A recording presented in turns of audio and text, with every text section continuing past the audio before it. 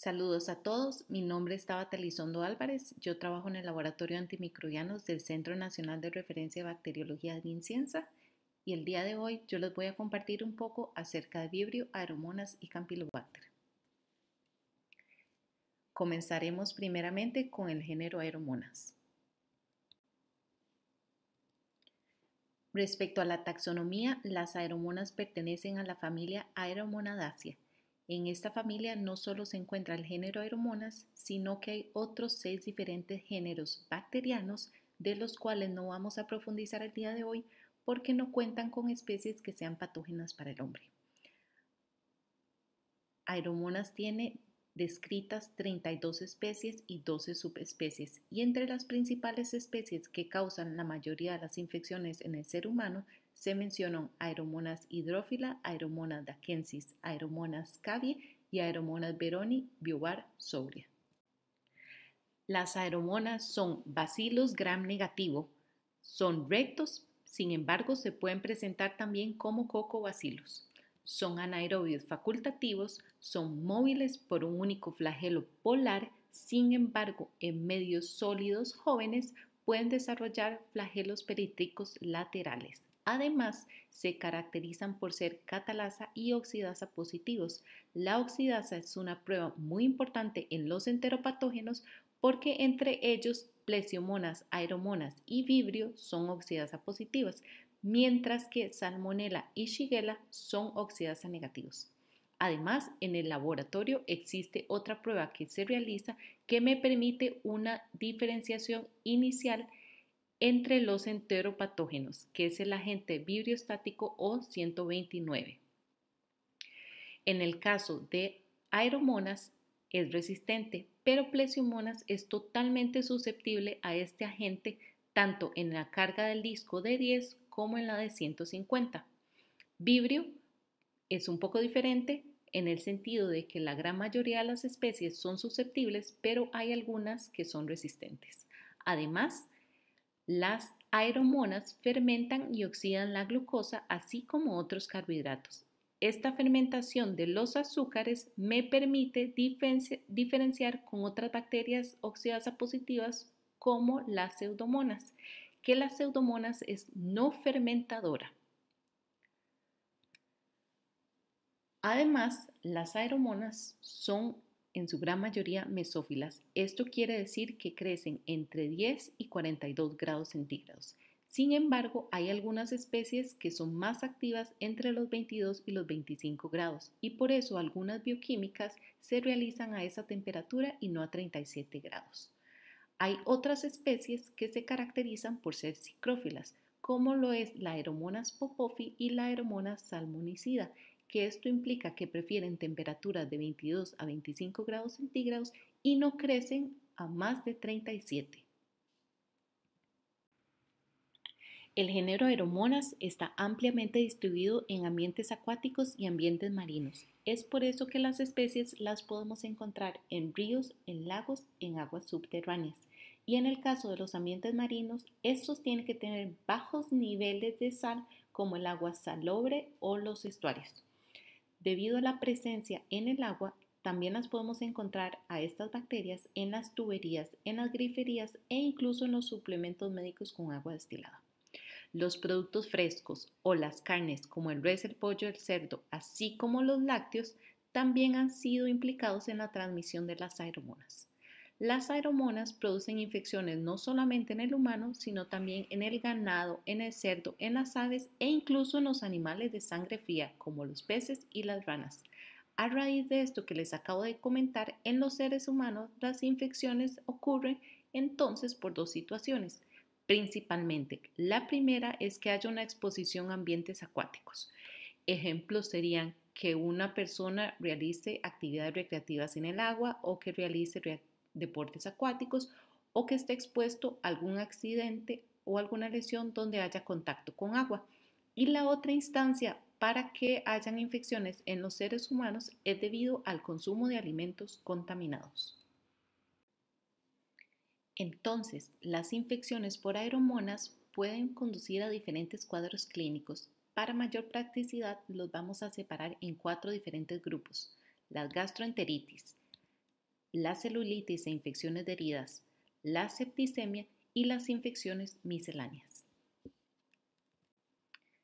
Las enfermedades intestinales por aeromonas o las gastroenteritis pueden tener diferentes presentaciones clínicas que van desde una diarrea acuosa aguda que se caracteriza por no tener eritrocitos, sin leucocitos, dolor abdominal entre un 60 y un 70% de los pacientes, fiebre y vómito en un 20 y un 40% de los casos y náuseas en 40% de las personas. Esta diarrea es autolimitada, lo cual indica que los pacientes no requieren de hospitalización. Sin embargo, algunas veces los niños sí lo requieren debido a un cuadro de deshidratación. Esta diarrea acuosa aguda está causada principalmente por Aeromonas caviae, pero también está involucrada la Aeromonas hydrophila y la Aeromonas beroni biovar sobria. Asimismo, otra de las presentaciones puede ser una diarrea disentérica, la cual es semejante a shigellosis, se caracteriza por dolor abdominal y principalmente por ser una diarrea con sangre, con moco y con presencia de leucocitos. Estas diarreas pueden desarrollarse en una enfermedad crónica que tiene una duración que puede ser de meses a años, donde la diarrea es intermitente y no resuelve. Entre las complicaciones de la gastroenteritis por aeromonas se puede citar el síndrome urémico hemolítico, así como las enfermedades renales, que incluso en algunos casos requieren trasplante renal. Las complicaciones se observan principalmente en el caso de Aeromonas hydrophila o en el caso de las Aeromonas beroni biovar sobria, porque estos dos tipos de aeromonas suponen ser más virulentos que el resto de las especies. Además de las gastroenteritis, las aeromonas pueden causar otro tipo de cuadros clínicos. Entre ellos tenemos las infecciones de herida. Las infecciones de herida tienen un componente muy importante que es el contacto con agua. Ya habíamos mencionado que el hecho de practicar deportes acuáticos y presentar alguna laceración o abrasión que la tengamos previamente o que no la hayamos hecho en el momento puede conllevar a infecciones por aeromonas. Lo mismo pasa, por ejemplo, cuando tenemos un accidente en un vehículo y tenemos lesiones que entren en contacto con agua. Las especies que se han asociado a estas infecciones de herida son Aeromonas hydrophila, subespecie hydrophila y Aeromonas dackensis. Las infecciones de herida pueden ir desde una celulitis hasta algo más grave como las infecciones mionecróticas. Asimismo, otro de los cuadros clínicos descritos es la septicemia. La septicemia es rara en pacientes inmunocompetentes, ocurre principalmente en pacientes que tienen algún grado de inmunosupresión, como los que tienen enfermedades malignas hematológicas o en personas que tienen enfermedades de hígado. La septicemia se suele acompañar de fascitis necrotizante y en la literatura las especies que han causado septicemia entre las especies que han causado septicemia se citan Aeromonas hydrophila, Aeromonas beroni biovar sobria, Aeromonas caviae y una Aeromonas que no hemos mencionado hasta el momento, que es Aeromonas handei o handae. Además, Aeromonas causa infecciones oculares, infecciones respiratorias, quirúrgicas, infecciones de tracto urinario y cosas más graves como la meningitis, la osteomielitis, la endocarditis, la peritonitis e incluso los abscesos pancreáticos. En la literatura está descrito que el uso de las sanguijuelas medicinales puede llevar a una infección por este género. Las sanguijuelas medicinales se utilizan a veces en la cirugía plástica para estimular el flujo sanguíneo de los injertos de piel. Entonces, ¿por qué el uso de las sanguijuelas causa infecciones por este género? Básicamente esto es porque las sanguijuelas en su intestino presentan aeromonas, las cuales son muy importantes porque les ayudan a las sanguijuelas a digerir la sangre debido a que producen enzimas proteolíticas. Se dice más o menos que un 20% de los pacientes que utilizan esta práctica médica sufren entonces infecciones por principalmente Aeromonas veroni biovar sobria, y las infecciones pueden ir desde una celulitis, un absceso, hasta algo más complicado como una meningitis. Entonces, en el laboratorio clínico, ¿qué podemos estar recibiendo o cuáles son las muestras en las que sospecharíamos la presencia de aeromonas? Bueno, como lo acabamos de ver, casi que pueden ser diferentes tipos. Normalmente lo que estamos esperando procesar son heces debido a las gastroenteritis, y en este caso no es ideal procesar hisopados rectales. Cuando nosotros no podemos procesar una muestra inmediatamente, el mejor medio de transporte para las aeromonas es el Kerry-Blair. Sin embargo, también sirve el medio AMIS y el Stuart modificado. Las aeromonas no deberían conservarse más de un mes a temperatura ambiente o en refrigeración porque mueren. Entonces, para la conservación a largo plazo se recomienda congelar a -80 en algún caldo que presente glicerola 30%. Algunos de los caldos que puedo mencionar son el caldo tripticasa de soya, así como el caldo de infusión cerebro-corazón. El examen directo no es muy característico porque lo que vamos a ver son bacilos gram negativos con o sin la presencia de leucocitos. Esto igual se podría realizar para hemocultivos positivos, para alertar sobre la presencia de un bacilo versus un coco. También se puede realizar para muestras de piel o de heridas. Lo importante es que no tiene una característica muy grande porque bacilos gram negativos pueden ser hasta las enterobacterias. En el laboratorio clínico para el aislamiento de las aeromonas podemos utilizar algo tan básico como el agar sangre. En el agar sangre las aeromonas se observan como beta hemolíticas, con algunas excepciones como aeromonas Popofi y algunas aeromonas Cavi que no tienen este tipo de hemólisis. Cuando nosotros vemos una colonia en el agar sangre beta hemolítica, deberíamos proceder a realizar una prueba de oxidasa. Aeromonas es oxidasa positivo, pero también hay otras especies que cumplen con estas características porque podríamos tener en el agar sangre una colonia beta hemolíticas oxidasa positivo que no solo sea una aeromona, sino también podría ser un vibrio. Otra cosa que podría estar pasando es que veamos una colonia que es oxidasa positiva que podría ser una pseudomonas. Para diferenciar una aeromonas de una pseudomonas rápidamente podemos utilizar una prueba de lindol. Las pseudomonas son indol negativas, mientras que la mayoría de las especies de aeromonas, con excepción de Cavi y Schuberti, son indol positivas. Asimismo, otro de los medios que podemos utilizar en el laboratorio es el agar sangre con ampicilina. Esto nos genera un nivel más, así como por decirlo, de selección o de selectividad en el medio, debido a que las aeromonas son ampicilina resistentes, con algunas excepciones como aeromonas enteropelógenes que no tienen la penicilinasa y entonces por eso no es resistente a la ampicilina.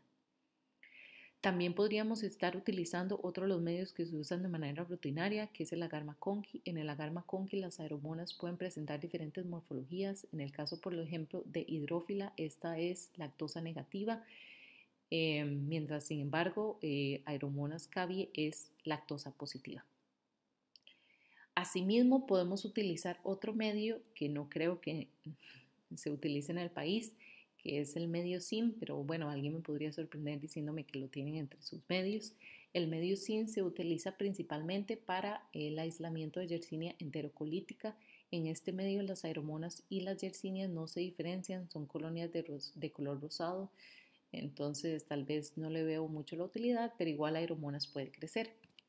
Y luego tenemos que las aeromonas también crecen en los medios selectivos o diferenciales empleados para otros enteropatógenos. Esta última foto es de un agar Hectoin. También pueden crecer en el agar XLD.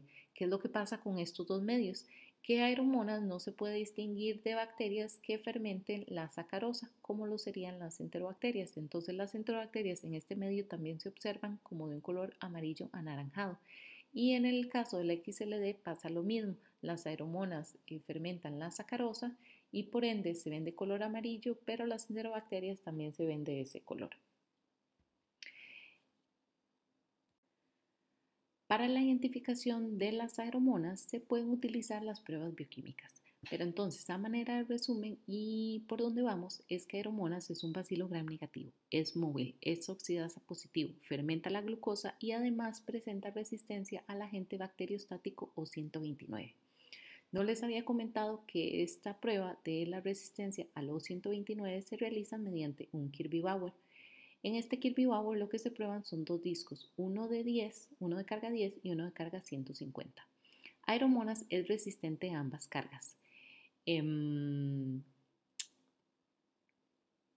Dos de los enteropatógenos, además, que pueden ser oxidasas positivos, habíamos dicho que eran Vibrio y Plesiomonas. Plesiomonas, además de ser susceptible al O129, además presenta la característica de que es positivo a la lisina, la ornitina y la arginina, y además de eso fermenta el inositol. Entonces es fácilmente diferenciable de las aeromonas.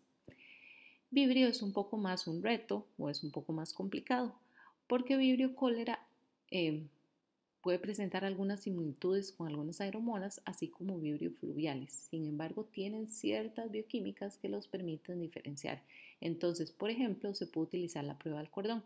Vibrio cólera es una prueba de cordón positivo, mientras que aeromonas es cordón negativo. Además, las aeromonas no presentan crecimiento en soluciones de hidróxido de sodio mayores al 6%. Esa es otra característica. A nivel del Laboratorio Nacional de Referencia, sin embargo, corremos un panel de bioquímicas más ampliado donde, por ejemplo, ahí no se observa muy bien, pero en la foto podemos ver un tubo que es este que está aquí, que lo que es una esculina. Luego aquí tenemos diferentes concentraciones de cloruro de sodio, una de ellas es al 6%. Luego aquí tenemos varios carbohidratos. Entre esos carbohidratos que corremos está la glucosa, está la sacarosa, está el sorbitol. Y además de eso tenemos lo que ya les mencioné, que son la lisina, la ornitina y la arginina. Y acá no se ven, pero tenemos un tubo que mide la movilidad y el indol. Esas son algunas de las bioquímicas, no es la batería completa, pero es como para que se den cuenta o se den una idea. Este es un cuadro de las bioquímicas de aeromonas que nos permiten identificar a nivel de complejo. Esto está tomado del manual de microbiología, entonces podemos hablar de que está el complejo de aeromonas hidrófila, donde se encuentran las especies hidrófila, la especie bestiarium y la aeromona salmonicida. Luego tenemos el complejo aeromonas cavie, en donde se ubica la aeromonas cavie, la aeromonas media y la aeromonas eucrinófila. Y por último tenemos el complejo aeromonas veroni, donde tenemos aeromonas veroni, biovar veroni, aeromonas veroni, biovar sobria, aeromonas handei, aeromonas schuberti y aeromonas trota, que ya no se llama trota, sino que ahora se conoce como aeromonas enteropelógenes, que fue la que les dije que es la única de las aeromonas que es susceptible a la ampicilina. En esta tabla entonces podemos ver que mediante algunas pruebas podemos diferenciar entonces a las aeromonas en complejos, y estas pruebas tenían como la esculina, el BP, la presencia de gas en la glucosa y también la fermentación de la arabinosa. No vamos a entrar en detalle, pero vean que algunas bioquímicas presentan cero las cepas presentan reacción, mientras que los números que se ven ahí es el porcentaje de cepas que fueron positivas para estas bioquímicas. Para ubicarnos un poco más en el contexto de lo que hay en los laboratorios clínicos, la gran mayoría que tienen Vitek tienen la limitante de que no puede diferenciarse la aeromonas hidrófila de la aeromonas cavie. Además, en la base de datos no están presentes todas las aeromonas, solo podemos identificar adicionalmente a salmonicida, aeromonas sobria y aeromonas veroni. La aeromonas sobria es diferente a lo que es la aeromonas veroni biovar sobria por aquello. Y en el Vitek, en la parte de la PSA, tampoco tenemos la PSA de todas las aeromonas. Si ustedes observan, tenemos la PSA de las cavie, de las hidrófilas y de las aeromonas sobrias. El API también tiene la limitante de que no permite la diferenciación de todas las aeromonas. Solo tiene dos diferentes grupos de hidrófilas. Son dos diferentes grupos porque tienen diferentes bioquímicas, entonces igual son aeromonas hidrófilas, solo que sus perfiles bioquímicos son un poco diferentes. Y luego también permite la identificación de aeromonas salmonicida, pero vean que la cantidad de aeromonas es mucho más reducida en un API. El MALDI, a diferencia del resto de las técnicas, pues la base de datos sí es muchísimo más amplia. En el caso del Bruker hay alrededor de 17 especies, Sin embargo, con el Bruker existe la limitante de que una aeromonas hidrófila no necesariamente se puede diferenciar de una aeromonas cavie. Para esto se dice que se debería estar complementando con una bioquímica o ver los picos característicos que están en el espectro de cada una de las cepas. Existen estudios que dicen que el MALDI sí puede diferenciar muy bien a las aeromonas. Sin embargo, creo que muchas veces esto puede ser porque alimentan sus propios espectros. Después de mandar a secuenciar cepas, saber cuáles son, estos espectros se pueden alimentar en el MALDI para crecer la base de datos, y eso es una de las grandes ventajas que tiene el MALDI, que uno puede alimentar la base de datos y hacerla más amplia. Incluso a nivel regional uno puede compartir cepas o diferentes espectros. Desconozco un poco qué tan bueno es el MALDI-MS o el MALDI-Prime, que son de bioMérieux, en lo que es la identificación de las aeromonas. Si alguien lo sabe, luego me lo puede comentar. Igual también existen los métodos moleculares, que los métodos moleculares entonces también permiten una correcta identificación a nivel de especie, y se emplea generalmente la secuenciación del gen RPOD, además de la secuenciación tipo Sanger, que es específica o es limitada a algunos genes. Obviamente la secuenciación de última generación o la secuenciación de genoma completo nos permite así identificar a las diferentes especies de aeromonas, solo que el costo es un poco más elevado, pero ahí tenemos la ventaja de que podemos observar hasta los genes de resistencia. Acá les presento una herramienta que se utilizó, la verdad, bastante para la identificación de las cepas de aeromonas o de las especies de aeromonas, porque mediante 7 bioquímicas yo logro llegar a diferentes especies. Se puede identificar aeromonas Schuberti, aeromonas Trota, aeromonas Handei, aeromonas Cavie, aeromonas hidrófila, e incluso se puede diferenciar a la aeromona Beroni en la biobar Beroni o en la biobar sobria. Entre las bioquímicas que se utilizan en esta herramienta, tenemos una que no he mencionado, que es la resistencia cefalotina. La resistencia cefalotina varía entre algunas especies de aeromonas, entonces no solo vemos la resistencia a los O129 para la clasificación, sino que también podemos utilizar la cefalotina además de la ampicilina, porque ya sabemos que no todas las especies son resistentes a ampicilina. Enteropetógenes es una de ellas. Respecto a la serología, no vamos a hablar nada porque no son técnicas confiables debido a la baja sensibilidad y especificidad que tienen los anticuerpos para la detección de las. Para la PSA de las aeromonas se utiliza la guía de las LSI denominada M45. Esta guía es para bacterias que se consideran un poco más fastidiosas. Por ejemplo, entonces aquí tenemos los puntos de corte de las aeromonas, tenemos los puntos de corte de Vibrio, del grupo ASEC, de Campylobacter, entre otros. No sé si ya conocen que existe otra guía de la CLSI, que es la más común, que es la M100, que tal vez ya la haya mencionado, que es empleada para la interpretación de bacterias y puntos de corte de bacterias más comunes, como las enterobacterias, pseudomonas, acineto, staph, entero.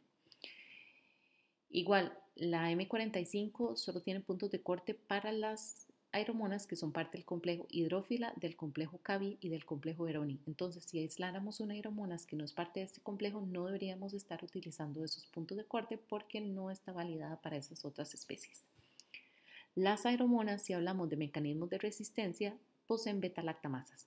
Estas pueden ser inducibles y estas inducibles son cromosomales, o también tenemos las beta-lactamasas adquiridas. Solo a manera de recordatorio, entonces las beta-lactamasas las podemos clasificar de acuerdo a la clasificación de Bush, Jacobi, Medeiros, que es la funcional, en donde se ubican del grupo 1 al 3, pero también tenemos la clasificación molecular de Amber, en donde las beta-lactamasas están agrupadas en 4 clases, la A, la B y la C y la D, perdón. La clase A, C y D tienen entonces en el centro activo usan la serina y por eso son serina-enzimas. En cambio, las de la clase B son beta-lactamasas que utilizan en su centro activo el metal zinc. En aeromonas, entonces tenemos entre las beta-lactamasas descritas las cefalosporinas o las cefalosporinasas, que no son más que las AMC, son del grupo 1 o de la clase molecular C. Tenemos luego las penicilinasas, que son del grupo 2T o de la clase molecular D. Y luego tenemos las metalo beta lactamasas, que son del grupo 3 o la clase molecular P. Entre las metalos tiene importancia clínica una enzima denominada CPHA. La CPHA de aeromonas tiene el inconveniente de que no se detecta con los métodos convencionales de susceptibilidad. O sea, difícilmente la vemos expresada en un BITEC o en Cribby-Bauer y por eso muy a menudo los carbapenemes se ven como sensibles. La CPHA me confiere resistencia a los carbapenemes, no así a las cefalosporinas. Esto es muy interesante porque no es el comportamiento normal de las metalo-beta lactamasas. Y para entonces identificar o para observar la presencia de esta enzima se requieren técnicas que tengan un alto inóculo como la prueba del Hodge modificado, que probablemente esta prueba la verán más adelante o se verá mencionada más adelante en los cursos de antimicrobianos. Entre los mecanismos de resistencia plasmídicos o adquiridos, entonces al igual que el resto de las bacterias, tenemos las beta-lactamasas de espectro extendido.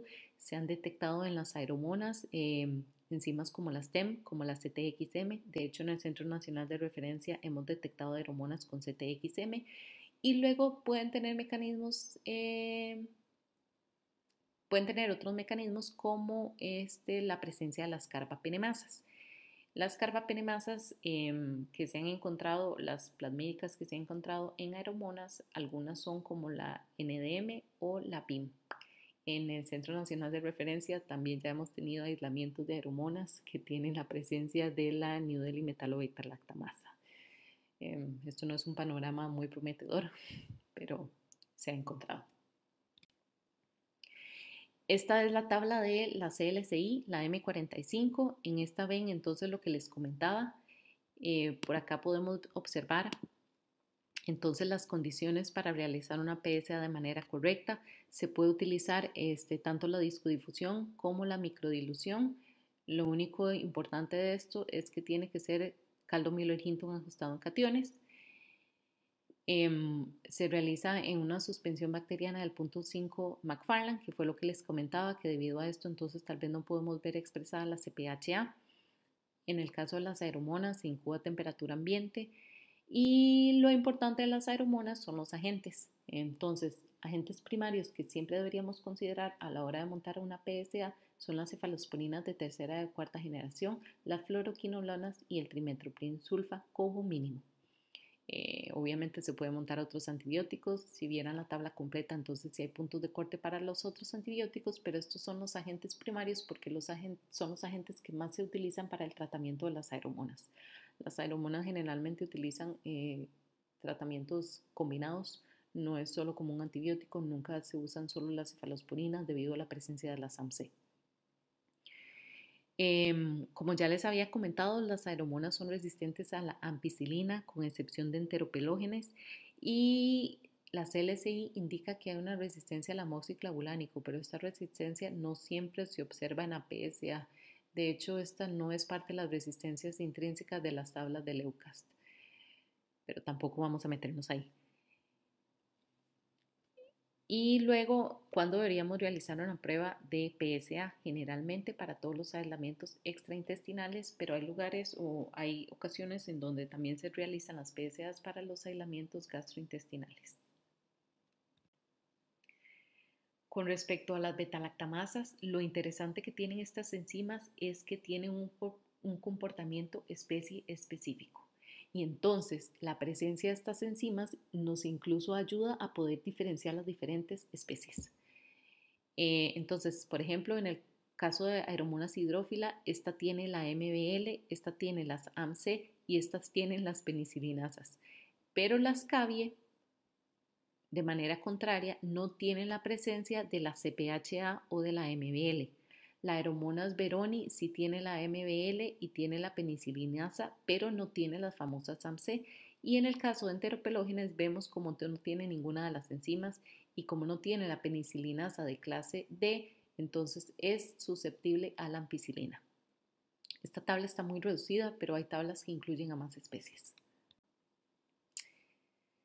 ¿Qué deberíamos hacer entonces a la hora de reportar los resultados o los hallazgos de toda nuestra parte del laboratorio? Para aislamientos intestinales que provienen de casos de gastroenteritis no complicadas, se recomienda llegar hasta nivel de complejo. Sin embargo, no existe suficiente evidencia de que todos los aislamientos de aeromonas que provienen de heces estén asociados a un cuadro o a una diarrea. Esto, sobre todo, por ejemplo, porque se ha visto que hay pacientes que son portadores que no presentan ninguna sintomatología. Además, también a veces en las diarreas se identifican no solo aeromonas, sino que está presente algún otro enteropatógeno. Entonces, siempre es importante interpretar lo que nosotros encontremos en el laboratorio junto con la clínica del paciente. Y en el caso de aeromonas es importante reportar la cantidad que observamos en los medios de cultivo. Cuando ya hablamos de pacientes pediátricos que tengan diarreas un poco más complicadas como las sanguinolentas y que sean prolongadas o todo lo que son las gastroenteríticas crónicas de más de un mes de evolución o pacientes que tengan alguna enfermedad como cáncer, a estos pacientes sí es importante llegarles a nivel de especie. En las infecciones extraintestinales también es importante llegar a nivel de especie, sobre todo cuando provienen de líquidos estériles o cuando son infecciones complicadas o graves como la celulitis o la fascitis necrotizante. A nivel de especie también deberíamos estar llegando cuando observamos perfiles de resistencia inusuales o cuando queremos hacer publicaciones. Sé que es un poco difícil decir que se puede llegar a nivel de especie en los laboratorios clínicos porque, como ya vimos, no todas las metodologías que ustedes presentan nos permiten llegar a esto, pero estas son como las recomendaciones generales. Ahora, cambiemos el cassette y pasémonos entonces al género vibrio. Los vibrios pertenecen a la familia Vibrionaceae. En esta familia están descritos 13 diferentes géneros, pero de los más importantes son Vibrio, Photobacterium y Grimontia, debido a que contienen especies que causan patologías en el ser humano. De los vibrios hay aproximadamente 151 especies descritas hoy en día. Los vibrios se caracterizan por ser bacilos gram negativos y una de las apariencias más lindas es que al gram se observan curvos así como en forma de coma. Sin embargo, algunas veces pueden ser rectos. Son anaerobios facultativos, son móviles debido a la presencia de un flagelo polar, el cual puede ser mono o multitrico. Otra de las características de vibrio, al igual que aeromonas, es que son oxidasa y catalasa positivos. Sin embargo, los vibrios, a diferencia de aeromonas, son sensibles al agente vibriostático O129, pero como veremos más adelante, esta característica no se cumple en todas las especies. Los vibrios se pueden clasificar en dos tipos: los no halofílicos, en donde tenemos al vibrio cólera y el vibrio mimicus, y luego tenemos las especies halofílicas. Indistintamente de cuál sean halofílicos o sean no halofílicos, siempre requieren una cierta cantidad de sodio, con concentraciones que van de 0,029 hasta 4,1 de cloruro de sodio dependiendo de la especie. En las halofílicas se habla de que por lo menos tiene que haber un 0,5 de cloruro de sodio para permitir el crecimiento. Los vibrios oxidan o fermentan la glucosa también, pero raramente producen gas. Y una de las características que también nos permite diferenciar a nivel de laboratorio es su crecimiento en el agar TCBS. Los vibrios, al igual que las aeromonas, son ubicuos en ambientes acuáticos. Sin embargo, a diferencia de las aeromonas, se encuentran principalmente en ambientes marinos. Una excepción a esto puede ser vibrio cólera y vibrio mínimo debido a su bajo requerimiento de sal, lo que les permite crecer en ríos, en lagos y estuarios además. Los vibrios se aíslan tanto de crustáceos como de bivalvos y en los seres humanos pueden causar infecciones intestinales y extraintestinales. Entre ellas podemos citar las diarreas, las infecciones de tejidos blandos, donde pueden ocasionar celulitis o fascitis necrotizante, también pueden ocasionar septicemia, infecciones ópticas o infecciones en los ojos. Respecto a las infecciones extraintestinales, estas se pueden asociar a la presencia de heridas traumáticas, pero también por exposición ya sea a estuarios o ambientes marinos. La septicemia puede ser primaria, ya sea a la ingestión de mariscos crudos, como las ostras, o también puede ser una septicemia secundaria a una infección de una herida. El cólera se asocia a malas prácticas de higiene o saneamiento y como factores de riesgo se encuentra el contacto directo con agua contaminada, ya sea que se emplee esta agua para el consumo, para la preparación de los alimentos, para la irrigación de los cultivos e incluso para bañarse. A partir de este momento vamos a ir discutiendo las diferentes especies del género Vibrio. Vamos a comenzar por Vibrio cólera. Los antígenos somáticos de Vibrio cólera son muy importantes porque son las bases del esquema del serotipeo. Esto nos permite una clasificación en 139 diferentes serogrupos. El O1 es de los serotipos más importantes porque es el serotipo que se conoce como el pandémico o el epidémico. Los antígenos flagelares son el mismo para todos los Vibrio cólera y entonces no se utilizan en la clasificación de los serogrupos. Asimismo, los vibrios se clasifican además en biotipos y en serotipos. Entre los serotipos tenemos al Inaba, al Ogawa y al Hikojima, y entre los biotipos tenemos el TOR y el clásico. A través de la historia han habido 7 diferentes pandemias por vibrio cólera y la sexta fue ocasionada por el biotipo el clásico, mientras que la séptima pandemia por el biotipo el TOR. La séptima pandemia comenzó en 1961 en Indonesia. Además de ser el biotipo el TOR, también podíamos hablar de que el serotipo era del tipo Ogawa y la séptima pandemia, además de empezar en Indonesia, se diseminó rápidamente por toda Asia, por Europa, por África e incluso llega a Centroamérica y a Sudamérica en 1991. En la región, pues han habido brotes a nivel de la costa del Golfo de Estados Unidos y en Sudamérica, y estos brotes han sido causados también por el TOR, pero en este caso por el serotipo INAVA. Entonces los serotipos son muy importantes porque nos permiten saber cómo va comportándose la diseminación de los vibrio cólera. Existen nuevas variantes o son cepas que son híbridas del TOR. Esto se debe a transferencia lateral de genes o a recombinaciones. Y algo muy importante es que el biotipo el TOR es el biotipo activo, es hemolítico, es más resistente en el ambiente que el clásico. Incluso sabemos que el TOR lleva a portadores asintomáticos crónicos. Porque entonces vibrio cólera del serotipo O1 es el responsable no solo de las grandes pandemias y epidemias a nivel mundial, sino de una alta tasa de mortalidad, sobre todo en países en desarrollo.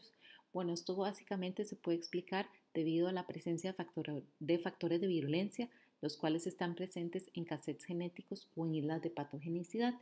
Tenemos entonces 2 factores de virulencia muy importantes. Uno es los genes TCXAB, los cuales codifican por la enterotoxina de cólera. Esta enterotoxina es la que causa la excreción de fluidos y de electrolitos en el lumen intestinal.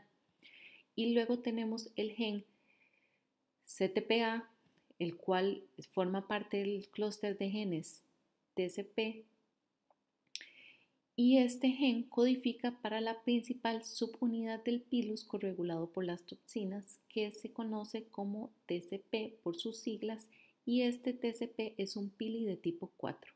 El TCP es muy importante pues es un factor de colonización. De manera breve, esta diapositiva lo que trata es de esquematizarnos cómo funciona la toxina del cólera. Lo más importante decir es que esta infección no ocurre por una invasión de la mucosa intestinal, sino por la producción de toxinas. La toxina del cólera se une al receptor del epitelio, que a su vez activa la adenilato ciclasa, lo cual aumenta el AMP cíclico. El aumento del AMP cíclico, entonces lo que me causa es que un montón de los iones, como el sodio, el potasio, el bicarbonato, salgan al lumen intestinal, y con la salida de estos iones, entonces ocurre la salida del agua por ósmosis. Antes del 2009, la mayoría de casos de vibrio cólera del serotipo O1 ocurrían en África. Sin embargo, a partir del 2010 se presentó una epidemia en Haití que causó que la mayoría de casos se describan en América. Hasta el 2016 se habían notificado casi 800 casos de cólera en Haití. Esta enfermedad se caracteriza, o en el caso del serotipo O1, lo que observamos son que la mayoría de casos son asintomáticos. Esto significa que las personas sirven de reservorio, sobre todo en las zonas endémicas. Es una diarrea acuosa de alto volumen que lo que causa en los pacientes sin tratamiento es que se postren, que tengan una deshidratación severa, una pérdida del balance de electrolitos, calambres musculares, así como ojos llorosos, pérdida de la elasticidad e incluso anuria. La muerte ocurre principalmente por deshidratación, la cual lleva al shock hipovolémico, a la acidosis y al colapso circulatorio. Entonces, ¿qué es lo más importante? El tratamiento de reemplazo de fluidos para evitar esta alta deshidratación que presentan los pacientes. También se puede dar antibióticos, que lo que los antibióticos hacen es reducir la carga bacteriana, así como la producción de endotoxinas y la duración del cuadro, pero lo más importante es atacar la causa de muerte, que es la deshidratación. Luego tenemos a los vibrios cóleras no O1 y entre ellos está el vibrio cólera O139 o bengala. Este es un nuevo serogrupo. Este serogrupo también causa epidemias y aparece por primera vez en 1992 en Madrás, India. Este serogrupo se diseminó a Calcuta, a Bangladesh y a otros países de Asia. Surge debido a una transferencia lateral de genes de alguna bacteria y genes involucrados sobre todo los antígenos somáticos y de la cápsula hacia una cepa del biotipo el TOR. Entre las características que tiene el serotipo O139 es que también posee los genes de CTXA y el gen TCPA. Por eso se habla de que es una clínica similar. Sin embargo, la inmunidad previa que uno puede tener por un vibrio cólera O1 no protege contra esta infección de O139. Luego tenemos las cepas de vibrio cólera no O1, no O139. Estas son las cepas que hemos aislado en nuestro país. Entonces sí, nosotros hemos tenido alergias de cólera, pero siempre terminan siendo no O1, no 139. Estas cepas son las que se conocen como las no epidémicas y no pandémicas, sobre todo porque rara vez producen la toxina de cólera. Producen una endotoxina diferente, es un cuadro clínico más leve. Sin embargo, hay unos serotipos, el O75 y el O414, que sí tienen los genes de la toxina y por ende causa una enfermedad semejante al cólera. Vibrio cólera no O1, no 139, además de la diarrea, se asocia a otras enfermedades extraintestinales como las septicemias, los abscesos epidurales en el cerebro, sobre todo en pacientes que tienen alguna malignidad o enfermedades en hígado, pero también pueden causar infecciones en oído, en heridas respiratorias y también las infecciones urinarias. Con relación a otros vibrios, entonces vibrio mimicus es no halofílico, de manera muy rara ocasiona infecciones en los seres humanos, están asociadas al consumo de mariscos y a las ostras. Muy pocas cepas tienen presentes los genes CTXAB, entonces pueden presentar un síntoma semejante al cólera, donde hay una diarrea líquida con vómito y deshidratación, y se presenta tanto en casos aislados como en algunos brotes. Luego, vibrio parahemolíticos.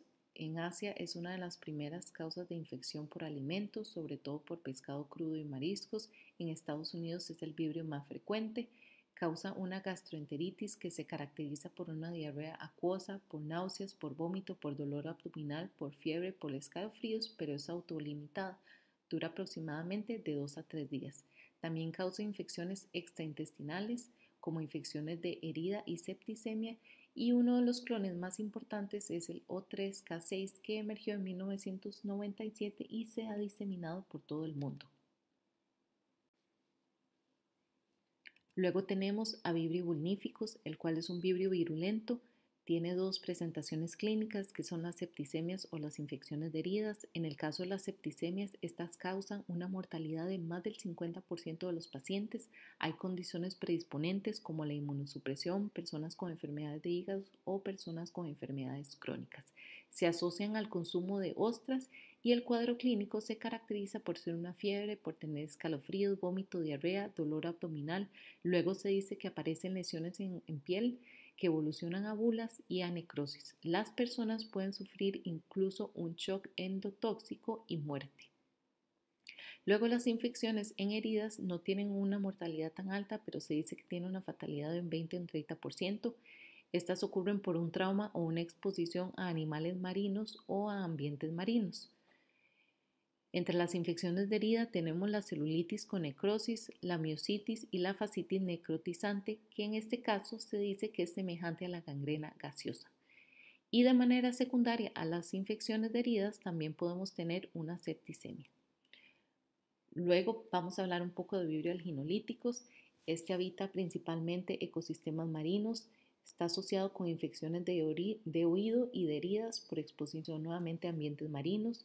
Causa infecciones oculares y en inmunosupresos causa bacteremia, ya sea mono o polimicrobiana.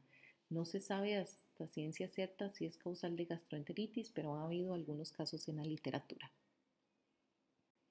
Y ya por último les voy a mencionar a Photobacterium dancele, que es una bacteria que es agresiva, causa infecciones potencialmente mortales. Entre ellas se describen las infecciones de tejidos blandos como la celulitis y la fascitis necrotizante.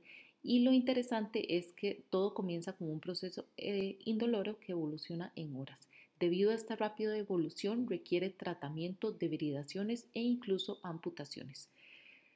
Algo muy característico de esta bacteria es que se ha descrito en pescadores que han sufrido traumas penetrantes por arpones, por aleta de peces o por ganchos, o en personas que tienen laceraciones asociadas a ambientes marinos. Por último tenemos a Vibrio fluviales y a Grimontia olice.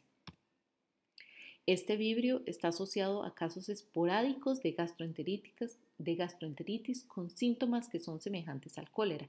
Puede estar acompañado de bacteremia y además tenemos cuadros extraintestinales entre los que se describe la peritonitis por diálisis, la celulitis y cerebritis, y en estos casos generalmente nunca se sospecha la presencia de vibrios. Estos cuadros se ocasionan debido al consumo de mariscos o a la exposición a ambientes acuáticos. Y por último, Grimontia olice es una especie halófila, es una especie que causa diarreas moderadas e incluso severas, y entonces esto puede llevar a un shock hipovolémico y nuevamente, como en todo, hay un historial de consumo de mariscos.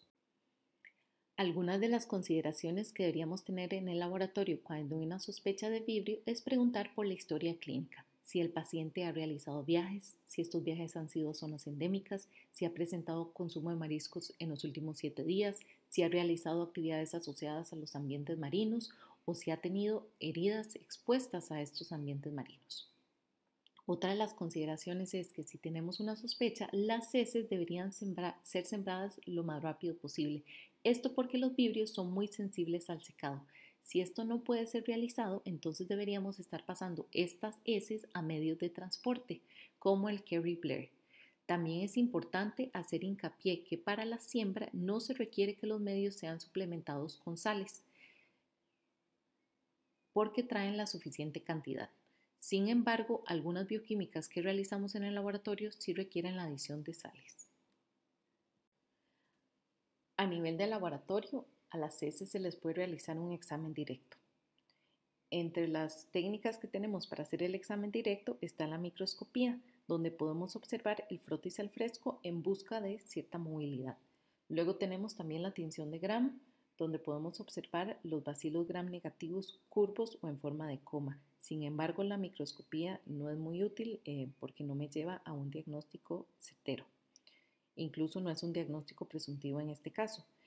También tenemos la detección de los antígenos. Esto se realiza a través de pruebas inmunocromatográficas. Aquí menciono algunas como el Cholera Smart 01, el Bengal Smart O139 y también esta otra prueba que se llama Spam Crystal. Esta última prueba, hay una versión que solo trae el serotipo O1, hay otra que trae los dos. En el INCIENSA contamos con el Cholera Smart O1 y también tenemos el Spam Crystal, pero solo para el serotipo O1. Luego también se pueden utilizar las técnicas moleculares en nuestro país. Es muy útil correr el panel gastrointestinal del film array a las muestras de las heces para búsqueda de diferentes patógenos, desde bacterias hasta virus. Un dato curioso de este panel es que cuando hay sospecha de vibrio, no siempre esta sospecha es confirmada como tal. A lo que quiero decir es que este panel no trae a las especies de aeromonas, entonces a veces nos han llegado muestras con sospecha de vibrio que a lo que se termina aislando es una aeromonas. Entonces ahí parece como que hay una reacción cruzada debido a la ausencia de aeromonas en este panel. Para el aislamiento de los vibrios se pueden utilizar los mismos medios que para el resto de los enteropatógenos. En el caso del agar sangre, las colonias de vibrio cólera, el biotipo, el TOR, tienen la característica de ser beta hemolíticas. Sin embargo, la mayoría de los vibrios son no hemolíticos, con excepción de vibrio fluvialis y vibrio mímicos. Entonces, igual si tenemos una colonia beta hemolítica, deberíamos estar realizando la prueba de la oxidasa. Y para los vibrios, esta prueba es positiva, con excepción de vibrio Meshnicovi. Si tenemos crecimiento en el agar MacConkey o en el agar Salmonella shigella, los vibrios van a ser lactosa negativos, con excepción de vibrio vulníficos que sí fermenta la lactosa. En otros medios como el XLD y el Hectoen, vibrio cólera, vibrio fluvialis y vibrio alginolíticos sí fermentan la sacarosa. Entonces, en el XLD vamos a ver a estos vibrios de color amarillo y en el Hectoen los vamos a ver de color naranja. Sin embargo, estas son las típicas morfologías o las típicas características que presentan las enterobacterias en estos medios y al igual que aeromonas que también fermentan la sacarosa. Entonces, realmente a nivel de los medios de cultivo, lo que más nos importa, como venía diciendo, lo que más nos interesa entonces es el agar TCBS. En este agar, las colonias de vibrio cólera, vibrio fluvialis y vibrio alginolíticos que fermentan lactosas se van a observar de color amarillo, mientras que vibrio parahemolíticos, vibrio mímicos y vibrio vulníficos que no lo hacen se observarán de color verde. Es muy importante considerar que la lectura se tiene que realizar a las 24 horas porque si no las colonias amarillas pueden virar hacia verde y a partir de este agar no se permite realizar la oxidación. En el agar sangre, las colonias típicas de vibrio son lisas, son convexas, son cremosas, de un color blanco grisáceo y de márgenes enteros. Sin embargo, en cultivos puros se pueden presentar hasta 5 diferentes morfologías, en especial en medios no selectivos como el agar sangre. Si fuera así, entonces una colonia pasa de ser algo como lisa a ser rugosa, de ser convexa a ser plana. Hay colonias entonces que son extendidas y hay colonias que son compactas. Son como los polos opuestos. Hay vibrios incluso que tienen colonias rugosas que se adhieren al agar.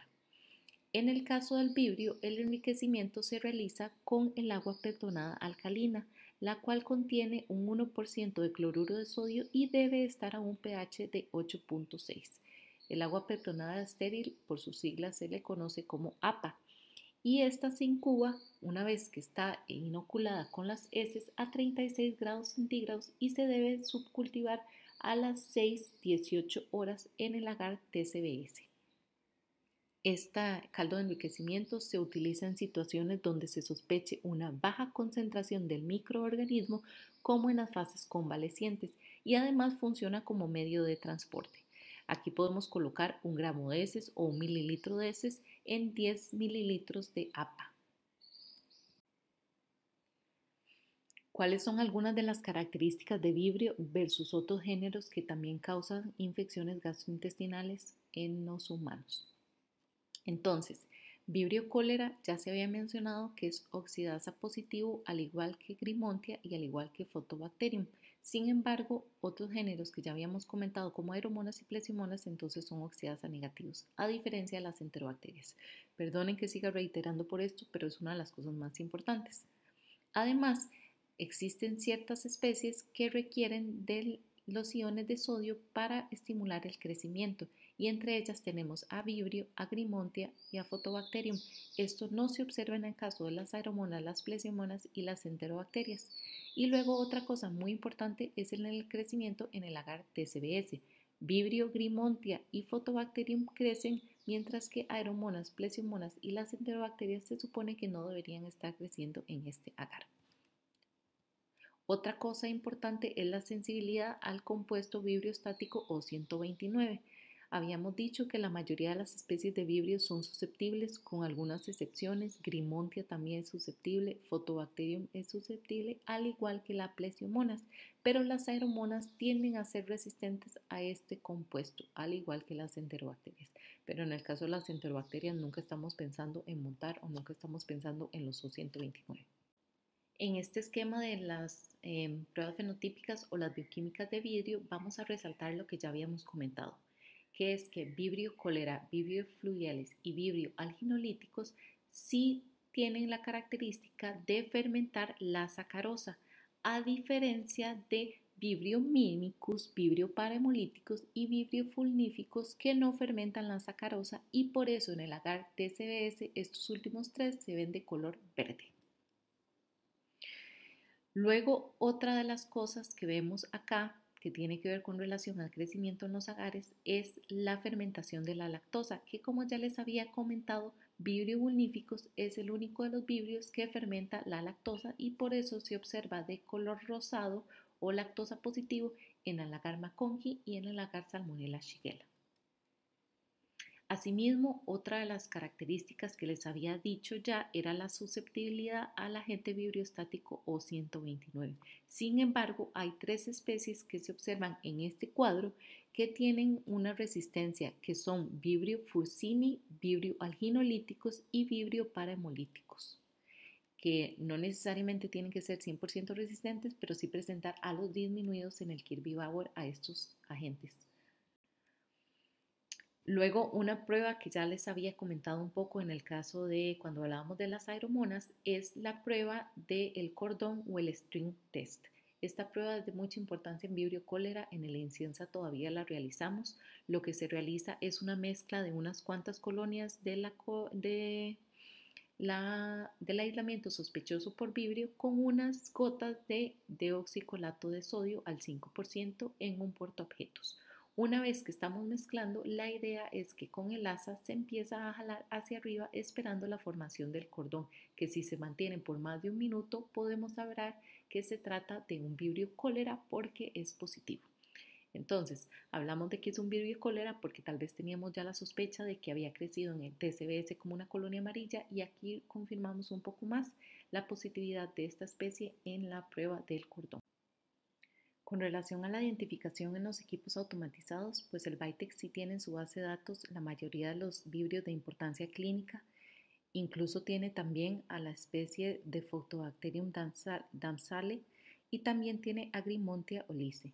Para la PSA, sin embargo, esta no está estandarizada para vibrio cólera.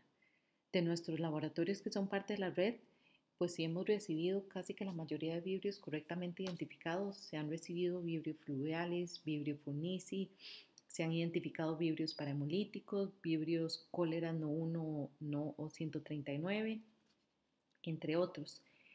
Y en realidad la correlación es muy buena de cuando nos mandan estas especies y nosotros las identificamos por bioquímica. Luego, con relación al API, el API también tiene a las principales especies de importancia clínica en su base de datos, incluso tiene a estas otras dos bacterias que acabo de mencionar, que son los otros dos géneros. Con relación al Malditoff, el Malditoff de Bruker no trae en su base de datos a vibrio cólera porque es un agente de bioterrorismo, sin embargo, se puede ampliar esta base de datos y tener otras, como en el caso de la inciensa, que sí podemos identificar a vibrio cólera con este analizador y cuenta con más de 50 especies. El Vitek MS ya de entrada sí permite la identificación de vibrio cólera, así como otros vibrios, y ambos MALDI permiten la identificación tanto de Photobacterium damsale como Grimontia olice. El tipeo entonces nos permite identificar a los vibrios en más de 200 serogrupos y únicamente el serogrupo O1 y el O139 son los responsables del cólera epidémico y pandémico como ya lo habíamos mencionado. Existen entonces antisueros comerciales en el caso de vibrio cólera para identificarlos como O1 o O139 y en el caso de vibrio para hemolíticos también hay sueros o antisueros comerciales. También existen las técnicas de tipificación molecular y entre ellas están la electroforesis de campo pulsado, el multilocus sequence type y la secuenciación de genoma completo, que esta última eventualmente va a reemplazar al resto de las técnicas de tipificación molecular. Para continuar, entonces, con relación a la prueba de susceptibilidad a los antimicrobianos, lo primero que voy a comentar es que acordémonos que les había dicho que se prefiere antes de un tratamiento con antimicrobianos el tratamiento de hidratación. Sin embargo, los antibióticos suelen reducir la duración de la diarrea, la excreción de los microorganismos y el volumen de fluidos requeridos para el tratamiento. En el caso de los víbrios se utiliza también la guía de la CLSI M45 y entre las resistencias descritas está el elemento SXT que confiere resistencia a trimetroprima, sulfametoxazol, cloranfenicol y streptomicina y otras de las resistencias que hemos visto principalmente en algunas de las cepas que hemos confirmado en el Centro Nacional de Referencia es la resistencia a ampicilina y la resistencia a ácido nalidíxico, que lo que me causa es una sensibilidad disminuida a fluoroquinolonas. En la M45 encontramos entonces la tabla de vibrio que incluye a vibrio cólera. En esta, como había comentado, se observan cuáles son las condiciones que se deben seguir para un correcto montaje de la PSA, así como los puntos de corte. Lo único que les voy a hacer hincapié es que veamos cómo aquí dice que para la preparación del inóculo se requiere una solución salina común y corriente, al igual que el resto de las bacterias, que sea al 0.85%. Otra de las cosas que voy a resaltar son los agentes que se deben probar de manera primaria en la PSA. En el caso de vibrio cólera, entonces deberíamos probar como mínimo la ampicilina, la citromicina, el cloranfenicol, las sulfonamidas, las tetraciclinas, entre ellas la tetra o la doxi, y el trimetoprim sulfa. Y en el caso de las otras especies de vibrio, como vemos acá, se debería probar la cefotaxima, la ceftazidima, las fluoroquinolonas y la tetraciclina o la doxiciclina.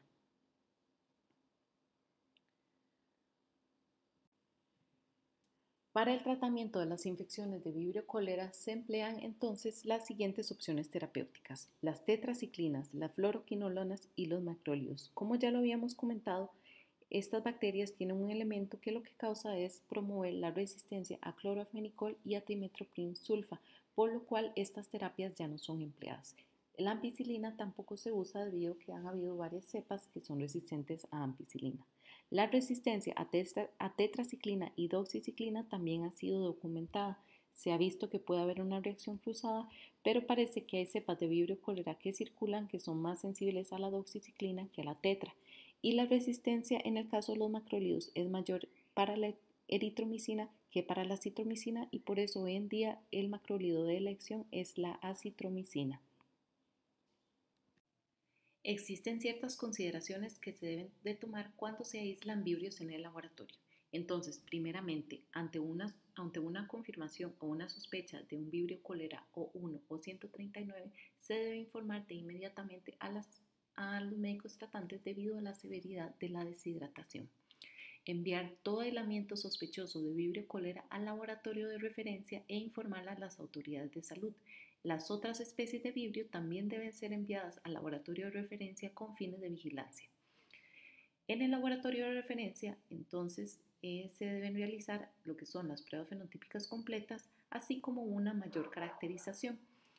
En el caso de la inciensa, nosotros tenemos PCRs que permiten la identificación del serotipo O1, también del serotipo O139.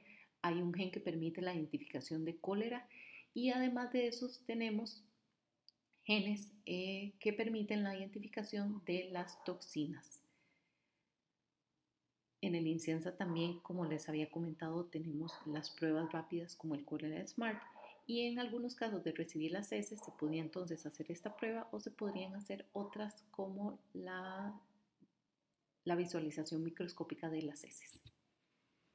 Ahora, retomando, si tenemos vibrios de sangre o de líquido cefalorraquídeo o bien de heridas con mucho daño, como las causadas por vibrio vulníficos y Photobacterium dancele, Estas también se deben de reportar inmediatamente o informar inmediatamente a los médicos tratantes para un apropiado manejo. Si aislamos vibrios de heces, estos deben ser valorados siempre en un contexto clínico para informar la importancia, pues se pueden deber a una colonización transitoria, en especial si están presentes en bajas cantidades. Sin embargo, si tenemos vibrio cólera, vibrio parahemolíticos y vibrio mínicos, estos tienen factores de virulencia que sí han correlacionado con la invasión intestinal. Por otro lado, si tenemos entonces aislamientos en oídos, un vibrio, un aislamiento en oído puede implicar desde una infección a una colonización transitoria hasta incluso una simple exposición a ambientes marinos. Es importante recordar que existen problemas de identificación en los métodos automatizados en esta familia, pero sin embargo, como ya les había comentado, en las cepas que nos han referido a la inciensa para confirmar, se ha visto que correlaciona muy bien lo identificado por los laboratorios de la red, así como lo confirmado en el Centro Nacional de Referencia. Ahora, pasemos a otro tema totalmente diferente, Campylobacter. La familia Campylobacteriaceae ha sufrido, al igual que otras familias, reestructuraciones en estos últimos años. Hoy en día, dentro de esta familia solo se encuentra el género Campylobacter y el género Sulfurospirillum. Sulfurospirillum son bacilos gram negativos curvos que se encuentran en el ambiente y se han aislado de sedimentos de agua y no son patógenos para el ser humano o para los animales, por lo cual no nos vamos a referir más acerca de este género en esta presentación.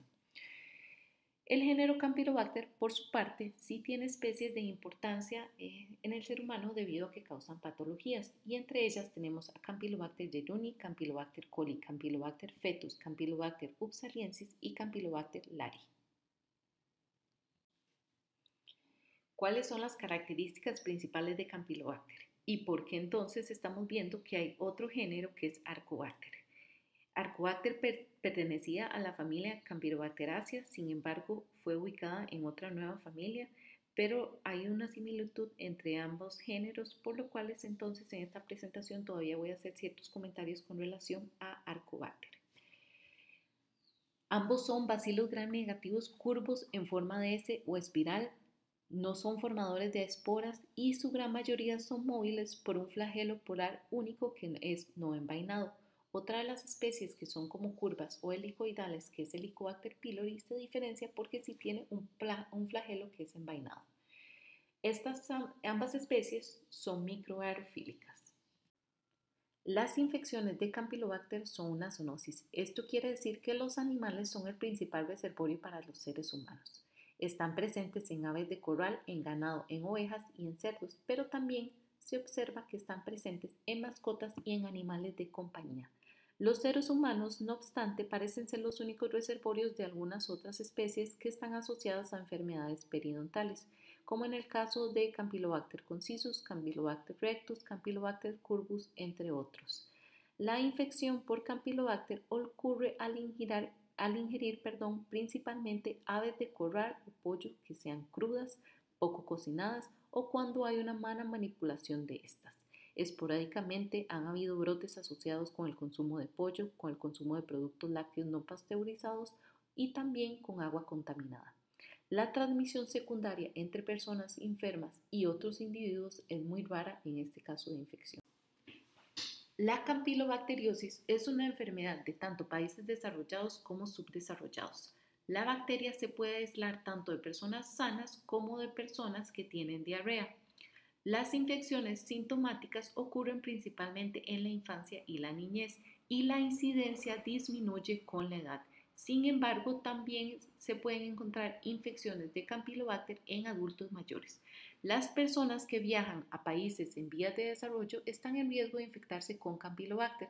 Esto debido a que Campylobacter es uno de los principales agentes causales de la diarrea del viajero. En Costa Rica hay un subregistro y falta un mayor diagnóstico de la enfermedad. Uno de los principales cuadros clínicos que causan las infecciones por Campylobacter son las gastroenteritis. Las gastroenteritis tienen un periodo de incubación de 1 a 7 días y en promedio son 3. La diarrea se caracteriza por tener sangre y esta sangre puede estar acompañada o no de leucocitos. Hay dolor abdominal, hay fiebre y a veces podría haber también náuseas y vómitos. La duración de la sintomatología depende, va de unos días a una semana en que una persona pueda recuperarse y la dosis infectante es de 500 unidades formadoras de colonias. Esta diarrea se caracteriza por ser autolimitante, generalmente no requiere ni tratamiento ni hospitalización, pero 15% de las personas sí lo requieren y hay recaídas de un 5 o un 10% de los pacientes que no son tratados. Los principales agentes son Campylobacter coli y Campylobacter jejuni. Las gastroenteritis por Campylobacter suelen confundirse con cuadros de apendicitis aguda o con colitis ulcerativa. Otros cuadros clínicos asociados con las infecciones por Campylobacter son las infecciones extraintestinales. Entre estas se menciona la bacteremia, la hepatitis, la colicistitis, la pancreatitis, los abortos y la sepsis neonatal.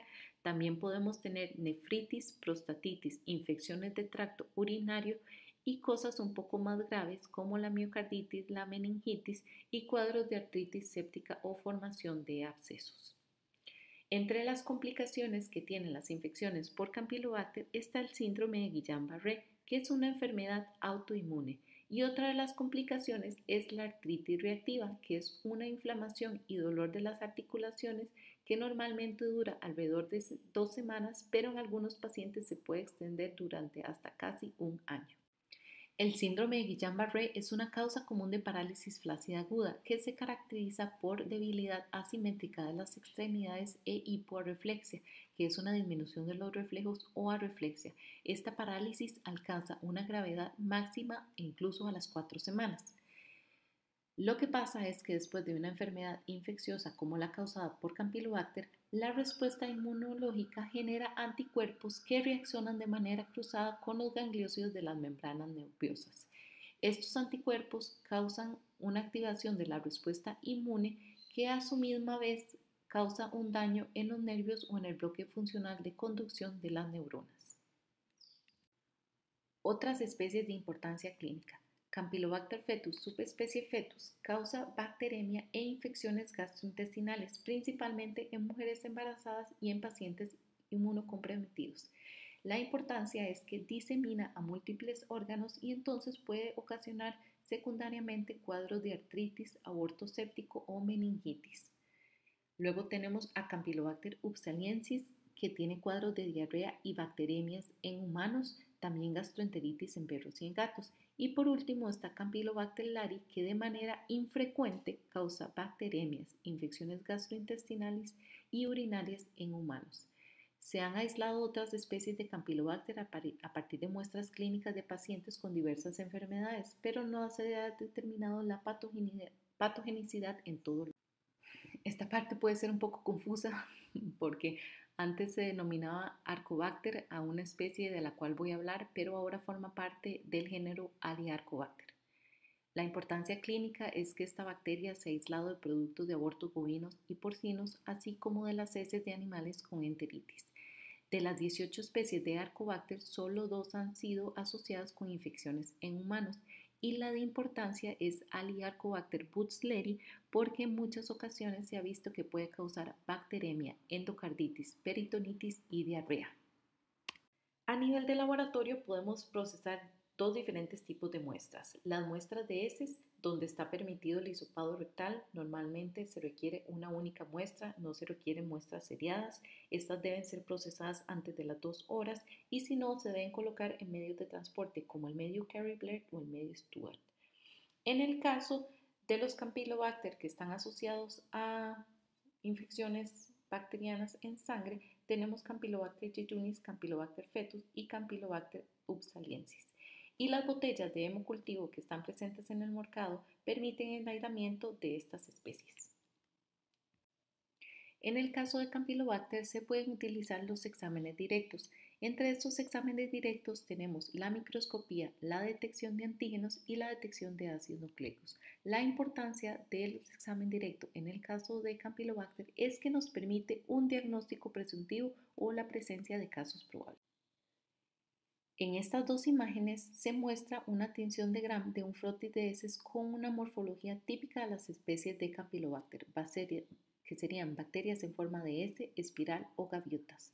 Se debe emplear un Gram modificado que se contratiña con carbofucsina o con fucsina básica al 0,1% en lugar de la safranina porque Campylobacter es muy delgado. La sensibilidad de la tensión de Gram va desde el 66 a un 94%, mientras que la especificidad es mayor al 95%. La presencia de leucocitos se ve en el 25 a 80% de los casos.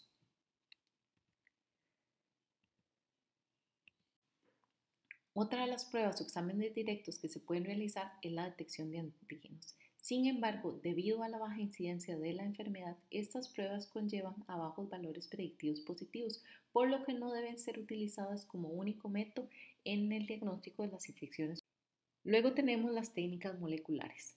Las pruebas de identificación de ácidos nucleicos pueden ser utilizadas directamente para detectar a Campylobacter incluso en muestras de heces. Esto tiene la ventaja de que reduce el tiempo de respuesta, se identifica a nivel de especie, se identifican especies poco comunes que podrían pasar desapercibidas al no obtenerse cultivos y también dependiendo del ensayo se pueden descartar otros enteropatógenos y a esto se le conoce como el diagnóstico sindrómico.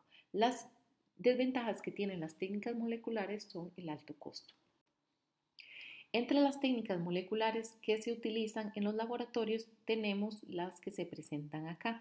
En nuestro país se utiliza nuevamente mucho el panel gastrointestinal de BioFire para la identificación de los enteropatógenos, pero hay otras. El cultivo es el método confirmatorio por excelencia. Las especies de Campylobacter son microaerofílicas. Esto quiere decir que requieren atmósferas que contengan más o menos entre un 5 a un 7% de oxígeno, entre un 5 a un 10% de dióxido de carbono y entre un 80 a un 90% de nitrógeno. Y esto se requiere para una óptima recuperación. Sin embargo, hay algunas especies de Campylobacter que requieren un nivel aumentado de hidrógeno para su aislamiento primario y su crecimiento.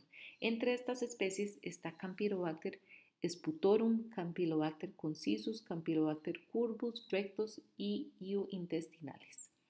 Las placas deben incubarse como mínimo 72 horas antes de reportarse un cultivo como negativo.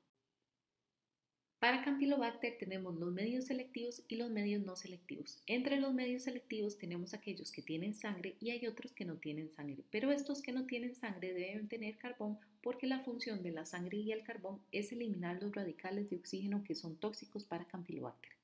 Entre los medios selectivos sin sangre tenemos el medio CSM, que es el medio selectivo basado en carbón. Y entre los que tienen sangre tenemos uno muy famoso que es el medio Skirrow, que tiene vancomicina, polimixina y trimetoprimsulfa, que también se utiliza para el aislamiento de Helicobacter. Los medios no selectivos deben ser empleados cuando se usa la técnica de filtración.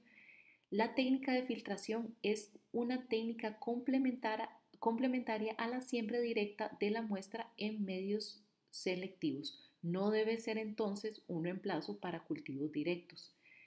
Y Campylobacter y esta técnica se basa en el hecho de que Campylobacter pasa a través de los filtros de una membrana que se coloca de nitrocelulosa que tiene un poro de 0,45 a 0,65.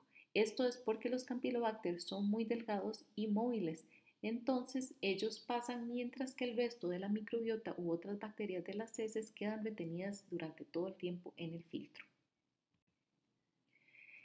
Este es el ejemplo del medio CSM que les estaba comentando, que tiene además de carbón otros antibióticos. Se ve negro por la presencia del carbón.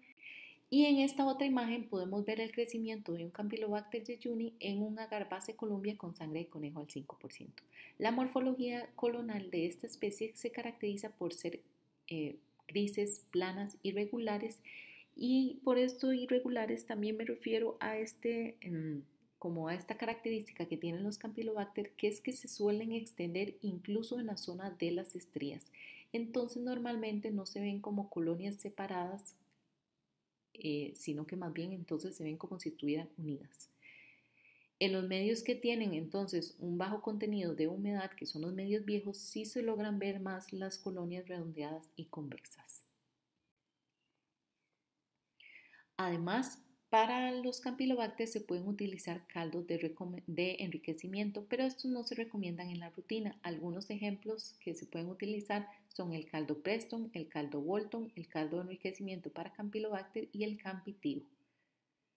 La temperatura de incubación por conveniencia en la mayoría de los laboratorios que aíslan a estas bacterias es 42 grados centígrados. Este es un crecimiento selectivo para bacterias termófilas como Campylobacter jejuni y Campylobacter coli. Y esto se aúna además al uso de medios selectivos. Entonces aquí estamos teniendo dos variables, el uso de medios selectivos con antibióticos y un crecimiento a 42 que no es una temperatura que favorece a todas las bacterias. Campylobacter ubsaliensis también crece a 42. El problema es que no se logra recuperar de los medios selectivos debido a la presencia de los antibióticos. Y Campylobacter fetus, subespecie fetus, exhibe un crecimiento variable a esa temperatura y es posible que no se recomiende del todo. Por eso cuando tenemos una sospecha de fetus deberíamos estar incubando a 36-35 grados centígrados. Arcobacter por su parte no se recupera a 42 grados centígrados. Y en realidad cuando digo Arcobacter es Aliarcobacter butzleri. Ahora les voy a explicar un poco lo que es la técnica de filtración. Este procedimiento se utiliza en el Centro Nacional de Referencia, sobre todo cuando tenemos muestras de heces enteras a las cuales se les sospecha Campylobacter. En el Laboratorio Nacional de Referencia no tenemos lo que serían los medios selectivos, entonces esta es como nuestra técnica estrella. El procedimiento inicia cuando asépticamente colocamos un filtro sobre la superficie del agar. Mientras hacemos eso, hacemos una dilución de 1 gramo de las heces en 10 mililitros de solución salina. Esta suspensión se agrega encima del papel filtro, normalmente se agregan de unas 10 a unas 15 gotas encima de este filtro. Y una vez que tenemos ya esta suspensión encima, procedemos a incubarlo durante 30-45 minutos a 37 para promover el pase de las bacterias de Campylobacter específicamente a través de los poros al agar. Y luego se remueve el filtro y se incuba la placa a 37 grados centígrados durante 18 y 24 horas en microaerofilia. Las botellas de hemocultivos comerciales permiten el crecimiento de Campylobacter. Sin embargo, ante una sospecha de Campylobacter y botellas no positivas, se deben hacer subcultivos a ciegas a las 24 y 48 horas a partir de esas botellas. Estos subcultivos se deben incubar en condiciones de microaerobiosis a 37 y digo a 37 para que permita el crecimiento de tanto las especies termófilas como las no termófilas, preferiblemente con un aumento en la concentración del hidrógeno. Los hemocultivos positivos por Bacillus gram negativos curvos deben sembrarse en agar sangre no selectivo, incubado en microaerobiosis, para permitir el crecimiento de todas las bacterias posibles. En el caso de los hemocultivos también se podría utilizar la naranja de acridina para la tinción para poder ver a las bacterias para mejorar la sensibilidad. Sin embargo, se requiere el uso del microscopio de fluorescencia. En imágenes pasadas vimos cuál era la morfología colonial de Campylobacter. En esta otra imagen lo que se presenta es un cultivo de Arcobacter o Aliarcobacter. Las condiciones óptimas para la recuperación de estos géneros a partir de muestras clínicas no se han determinado. Sin embargo, la morfología colonial supone ser muy semejante a Campylobacter. ¿Qué es lo que ha pasado? Muchas veces entonces los laboratorios clínicos aíslan especies que creen que son Campylobacter por cómo se ven en el gram y cuando las mandan al Centro Nacional de Referencia mediante la técnica de Malti se terminan identificando como Aliarcobacter butzleri. Entonces, cuando tenemos un bacilo gram negativo curvo o con forma de S o forma de gaviota que es oxidasa positivo, que ha sido aislado de medios selectivos, incubados a 42 en condiciones de microaerobiosis, casi que podemos reportarlas como un Campylobacter sp. Pero si además se le añade la prueba del hipurato y esta es positiva, se podría decir que entonces se trata de un Campylobacter jejuni. Algunas especies de Campylobacter jejuni son negativas y Campylobacter coli es hipurato negativo. Entonces, para diferenciar a estas especies se requieren de otras pruebas moleculares porque bioquímicamente estas especies de Campylobacter negativas son muy similares a un Campylobacter coli. En la imagen que vemos acá es la prueba de la hidrólisis del ipurato y este es el color morado que se ve cuando una prueba está positiva. Las especies de Campylobacter son difíciles de diferenciar de las especies de Arcobacter o Heliarcobacter basándose en lo que son pruebas fenotípicas. Sin embargo, si tenemos algún aislamiento que tiene especies aerotolerantes, esto implica que muestren crecimiento en condiciones aeróbicas y que además crecen en McConkie en condiciones de microaerofilia, pueden identificarse presuntivamente como un Arcobacter porque Campylobacter no crece en McConkie. Sin embargo, si la bacteria no crece en McConkie, no se puede descartar que sea un Arcobacter o un Helicoacter porque hay especies que no crecen en McConkie. ¿Qué otras cosas sabemos de la identificación de estas bacterias? Para especies que no son Campylobacter jejuni, la caracterización fenotípica por sí sola no permite una identificación definitiva a nivel de especie. El problema que tenemos también es que las tarjetas NH del BITEC solo identifican 3 especies, Campylobacter jejuni, subespecie jejuni, Campylobacter coli y Campylobacter fetus, subespecie fetus, pero esto deja por fuera otras bacterias de importancia clínica como Upsaliensis y Lari. Para entonces identificar estas otras bacterias se recomienda el uso de métodos adicionales. Entre esos métodos adicionales tenemos la secuenciación de genes como el ARN ribosomal 16S o el 23S, así como otros genes blancos como el gen IPO o el gen ASP. Estos han sido ampliamente utilizados en los PCRs para diferenciar a nivel de género, especie e incluso subespecies. En el Centro Nacional de Referencia tenemos un PCR que nos permite la identificación de 6 diferentes especies de Campylobacter. El MALDI-TOF también se puede utilizar para diferenciar entre especies de Campylobacter, pero las comunes como Campylobacter coli, Campylobacter jejuni, Campylobacter lari y Campylobacter fetus, así como otras poco comunes, como ya les mencioné, que es Heliarcobacter butzleri, que sí se identifica muy bien en el MALDI-TOF. ¿Qué sabemos con relación a la PSA? En las infecciones gastrointestinales, el tratamiento de elección es la acitromicina o la eritromicina. También se puede utilizar la ciprofloxacina o la norfloxacina. El tratamiento no es necesario en todos los casos, pero ayuda a reducir la duración de los síntomas. Las infecciones sistémicas por Campylobacter fetus tienen otro tipo de terapia y esta terapia parenteral utiliza la ampicilina, los aminoglicosidos, el imipenem y el cloranfenicol. Nuevamente acá les presento lo que es una de las tablas de la CLCI M45, pero acá les presento la tabla de Campylobacter. Entonces ya hemos visto que esta guía se usa para Vibrio, para Aeromonas y para Campylobacter. En el caso de Campylobacter, esta tabla solo nos presenta puntos de corte para 2 especies, Campylobacter jejuni y Campylobacter coli. No puede ser empleada para para las otras especies de Campylobacter. Entre las condiciones importantes, tal vez que les puedo resumir, es que en la PSA se utiliza ya sea caldo Müller-Hinton ajustado en cationes que tiene añadido sangre o el agal Müller-Hinton con sangre. Otra de las cosas que llama mucho la atención es que se tiene que incubar a 42 grados centígrados durante 24 horas. Esto mismo puede pasar en el caso de la discodifusión como la microdilución, pero la microdilución también nos permite una incubación a 36-37 grados, pero durante 48 horas. Y en el caso de la discodifusión se tiene que incubar en una atmósfera microaerofílica. Los agentes primarios a considerar en el caso de Campylobacter coli y Campylobacter jejuni son la ciprofloxacina, la eritrofloxacina y la tetraciclina. Por último, entonces aquí les presento una tabla que tiene algunos de los mecanismos de resistencia descritos en Campylobacter.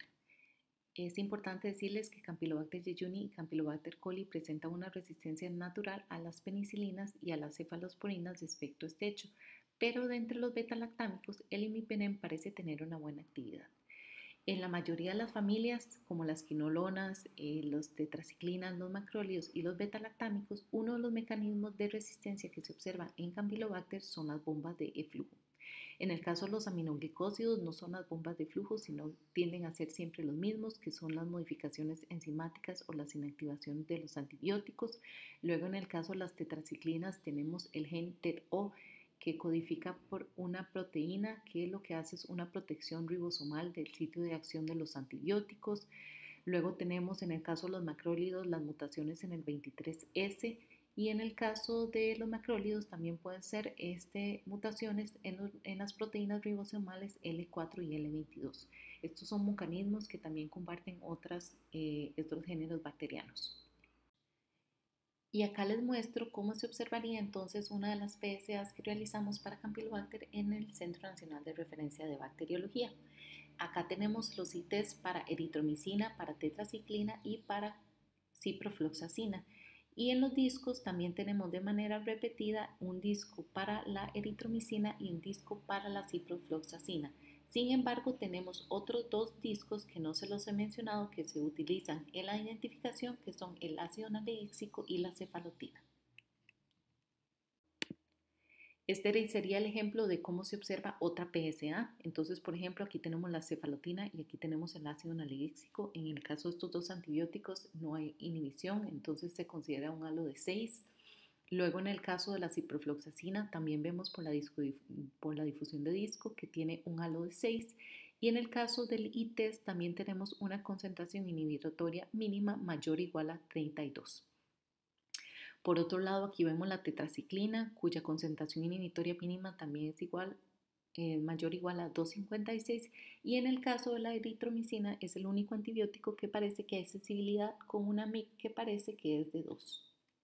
Y entonces acá tenemos los puntos de corte para Campylobacter jejuni y Campylobacter coli según la M45. Para el aislamiento anterior, entonces habíamos visto que la ciprofloxacina presentaba una MIC mayor o igual a 32 y tenía un halo en 6. Esto nos indica que la ciprofloxacina está resistente.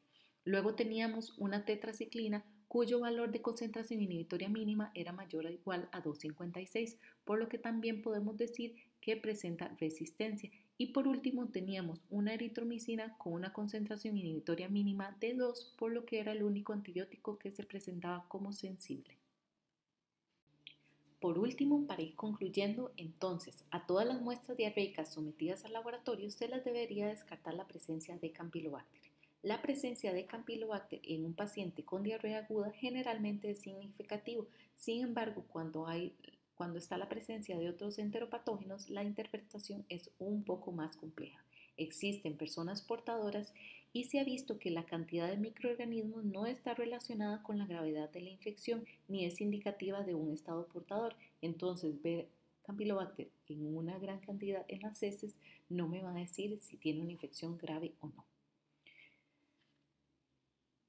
Como diagnóstico preliminar, entonces se puede realizar la tinción de Gram y en esta veríamos bacilos Gram negativos con forma de S o en forma de gaviota y esto sí es sensible y específico.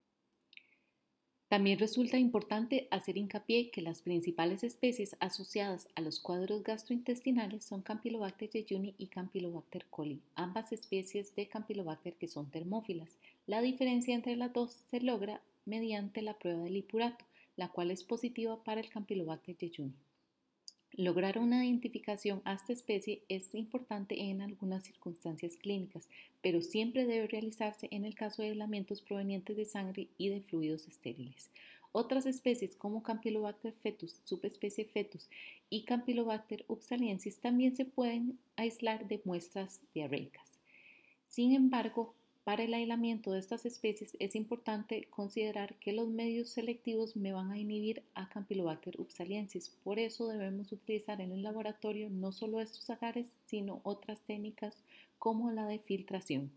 La PSA debe realizarse siempre para aislamiento de sangre y de fluidos estériles y en pacientes donde consideren que la terapia antimicrobiana es necesaria.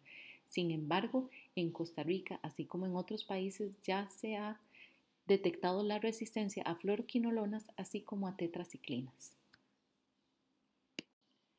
Y con esto concluimos la presentación del día de hoy. Acá les dejo mi correo electrónico, estabatalizondo@gmail.com, por si tienen alguna duda o alguna consulta, entonces solo me escriben, espero haber sido clara. Y acá les dejo las referencias bibliográficas que utilicé para la elaboración de esta presentación.